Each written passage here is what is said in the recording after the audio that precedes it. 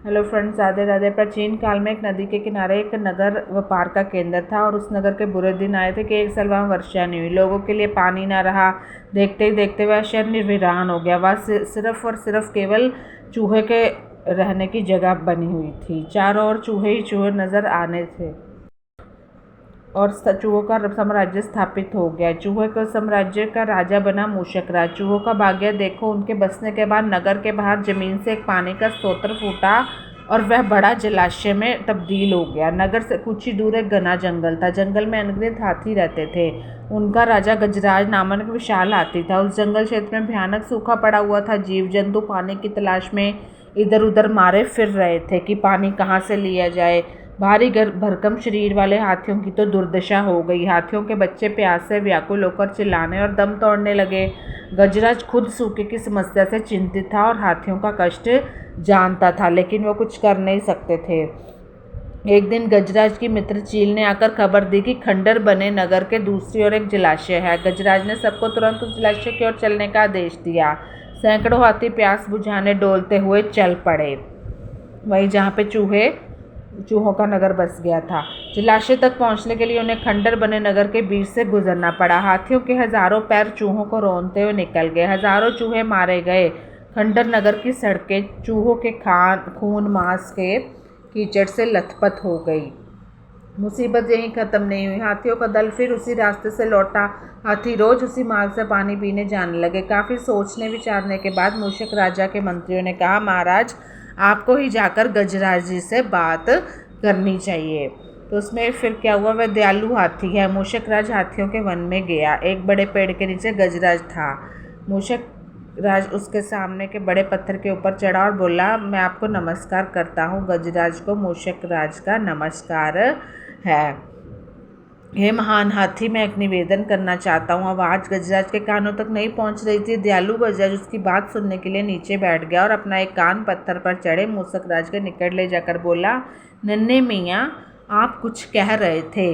मतलब आपको कहे तो कृपया फिर से कहिए। मूषक राज बोला, हे गजराज, मुझे चूहा कहते हैं। हम बड़ी संख्या में खंडर बनी नगरी में रहते हैं। मैं उनका मूषक राज हूँ। आपके हाथी रोज जलाशय तक जाने के लिए नगरी के बीच से गुजरते हैं, क्योंकि नगर उनका बसा हो तो वो पैर के नीचे आ जाते हैं ना। हर बार उनके पैरों तले कुचले जाकर हजारों चूहे मरते हैं। यह मूषक संहार बंद ना हुआ तो हम नष्ट हो जाएंगे। गजराज ने दुख भरे स्वर में कहा, मूषक राज, आपकी बात सुन मुझे बहुत शौक हुआ है कि ये सब मतलब क्या हो गया। हमें ज्ञान ही नहीं था कि हम इतना अनर्थ कर रहे हैं। हम नया रास्ता ढूंढ लेंगे। मूषक राज की कृतज्ञता भरे स्वर में बोला, गजराज, आपने मुझ जैसे छोटे जीव की बात ध्यान से सुनी, आपका धन्यवाद। आगे से मूषक राज कहता है कि गजराज, कभी हमारी जरूरत पड़े तो याद जरूर कीजिएगा। गजराज ने सोचा कि यह नन्हा जीव हमारे किस काम आएगा, सो उसने केवल मुस्कुराकर मूषक राज को विदा किया। कुछ दिन बाद पड़ोसी देश के राजा ने सेना को मजबूत बनाने के लिए उसके हाथी शामिल करने चाहे। राजा के लोग हाथी पकड़ने आए। जंगल में आकर वह चुपचाप कई प्रकार के जाल बिछाकर चले जाते। सैकड़ों हाथी पकड़े गए। एक रात हाथियों के पकड़े जाने से चिंतित गजराज जंगल में घूम रहे थे। उनके पैर सूखी पत्तियों के नीचे छल से दबकर रस्सी में फंस गए। जैसे ही गजराज ने पैर आगे बढ़ाया तो रस्सा कस गया। रस्से का दूसरा सिरा एक पेड़ के मोटे तने से मजबूती से बंधा था। गजराज चिंगारने लगे। उसने अपने सेवकों को पुकारा, लेकिन कोई नहीं आया। कौन फंदे से हाथी के निकट आया। एक युवा जंगली भैंसा था, वो उसका मित्र था। जब वह भैंसा छोटा था तो एक बार वह एक गड्ढे में जा गिरा था, तो उसकी चिल्लाहट सुनकर गजराज ने उसकी जान बचाई थी। चिंगार सुनकर वह दौड़ा और फंदे में फंसे गजराज के पास पहुंचा। गजराज की हालत देख उसे बहुत धक्का लगा। वह चीखा, ये कैसा अन्याय है। गजराज, बताइए क्या करूं। मैं आपको छुड़ाने के लिए आपकी जान भी दे सकता हूँ। गजराज बोले, बेटा, तुम बस दौड़कर खंडर नगरी जाओ और चूहे के राजा मूषक राजा को मेरा सारा हाल बताना।